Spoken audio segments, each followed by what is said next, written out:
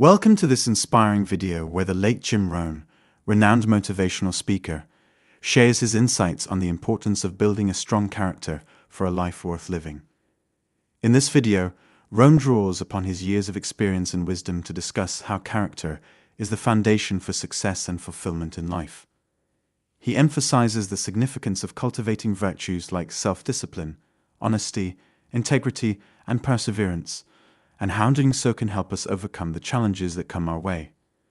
With his unique perspective and powerful words, Rohn provides valuable insights and practical guidance that can help us lead a more purposeful and meaningful life. Get ready to be inspired by the wisdom of one of the most influential speakers of our time. I believe that success comes with character, and that success builds character. I don't believe, as apparently some people still do, that suffering and defeat are necessary for developing the soul. I know they're not good for the body or the mind. Failure doesn't make you feel better, either mentally or physically. Of course, it's an inevitable part of life, and you do yourself a favor by taking the opportunity to learn from your failures. But I think there's no point in continuing to bang your head against the wall once you realize it hurts. I don't mean to sound hard-hearted about this, but I believe that if you reach a certain age, and if you really haven't achieved very much in your own terms, I don't think you can ascribe this to bad luck or a difficult childhood or any other external factor. I personally feel that your strength of character does come into question at that point. And let me make it clear that your definition of success may be different from the next person. I'm not implying that you need to have a fat bank account or a Rolls Royce to be successful. But if having those things is integral to your definition of success, then that's what you should be aiming for. Let me illustrate what I mean by describing the philosophy of a very successful and interesting man named Steve. Although he was still in his mid-40s, he had already founded a very profitable advertising firm in the Midwest and had sold it to one of the country's largest agencies for roughly 3 times his company's annual gross. So he had become a very wealthy man, and he had plenty of years left to enjoy it. During a discussion with some friends of his, the topic turned to the career problems of a mutual acquaintance, a man of obvious intelligence who had an MBA from one of the most prestigious universities in the country. His high level of ambition had led him to strike out on his own as soon as he got his business degree. But now 15 years had passed, and his consulting firm was still hard-pressed to pay the rent on his office. Oddly, he still continued to impress everyone who met him as an extremely sharp all-around businessman. He read the Wall Street Journal every day. He knew the names of all the CEOs of the major corporations. Talk to him for 5 minutes and you would think he was a real player in the business world, but he had never made any money. Steve's friends were confused by the whole idea of a good businessman who's never had success in making money. They felt it was like saying someone is a great baseball player, but he strikes out all the time and makes a lot of errors. Steve thought about this for a minute and then offered his perspective. In the business arena, I believe achievement is a prerequisite for calling someone successful. You can't be a good businessman and never make any money. A good tree bears fruit. If it doesn't, it's not a good tree. I think Steve's analysis is right on the mark for a certain segment of the business arena. In certain professions, one of the highest goals you can achieve is to generate income for the company and thereby fatten your own bank account. In those businesses, success is measured by money, plain and simple. So if you're in that type of profession and you haven't made money, you probably should take some steps to strengthen your character. In other words, character isn't an abstraction that exists somewhere up in the sky divorced from the real world. There may be other things you should do also, but you should certainly do some soul searching and some character development. But let's broaden the scope of the discussion a bit and look beyond business success. where the measurement of achievement can be defined simply in terms of dollars and cents. I've already said that in my opinion you need a strong character to make money, and that if you haven't made money, your character very likely needs work. But I also want to stress my belief that it takes character to achieve success in any form, whether it's in the business world or anywhere else. There are some people who just aren't interested in making a lot of money. I'm not one of them, but I can see their point of view. For these people, achievement is measured in terms that aren't so easily quantified. According to Aristotle, 52 is the age at which a man's philosophy is fully formed. But it's okay to run a little behind schedule as long as you recognize it and do something about it. And you don't need volumes of books or the library in order to create a personal philosophy that will help you to achieve your goals. You can do that anywhere. You can do it right here. In fact, we could all do ourselves a favor by developing the philosophy of an ant. There are at least two reasons why ants are unique and important. For one thing, an ant always knows where it wants to go, and it keeps trying to find a way of getting there, no matter what. If you put a pebble in front of an ant, the first thing it does is try to find a way around the pebble. It tries to go one way. If it can't get around there, it tries to go the other way. And if it still can't get around, then it tries to climb over the pebble. And if for some reason it can't climb over the pebble, it will try to lift the pebble, even though the pebble may be hundreds of times larger than the ant itself. And if it finds it can't lift the pebble, it will look for other ants to help. And if all the ants working together can't lift the pebble, they will finally start digging a tunnel underneath it. And even if that doesn't work, they will literally start trying to gnaw their way through the pebble. How long will they keep trying? They'll keep trying until they die, because the one thing they will never do is quit. That's the ant's philosophy of achievement, and we might all want to incorporate it into our view of the world. The other reason ants are important is because of what they do in the summer. During the summer, the ants plan for the winter. They don't have any credit cards. They don't use the present moment to create debts and liabilities for themselves in the future. They use the present moment to create assets for themselves. Do you remember the fable about the ant and the grasshopper? The grasshopper laughed at the ant for working so hard all summer. The grasshopper just enjoyed himself, leaping around in the high grass without a care in the world. And when the winter came, he starved to death, while the ant had plenty to eat. Remember, we've all been grasshoppers at some point in our lives. Just make sure you're not one now. Character is the means for transforming ideas into achievements. It's somewhat abstract in the sense that you can't lay your hand on it or point to it or weigh it on a scale, but in a very real sense, character is what allows you to get where you want to go. If you want to drive from your home to a store on the other side of town, you'll need an automobile with gas in the tank, and you'll need keys to start the car. But you'll also need to know how to drive. You'll need judgment based on life experience to tell you when to step on the brakes if the light up the street changes to red.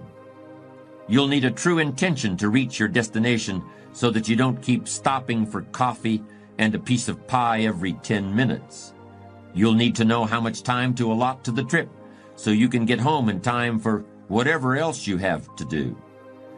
And you'll need enough maturity to call and say you're going to be late if you get stuck in a traffic jam. You can't lay your hand on any of those things, and you can't measure them with a yardstick.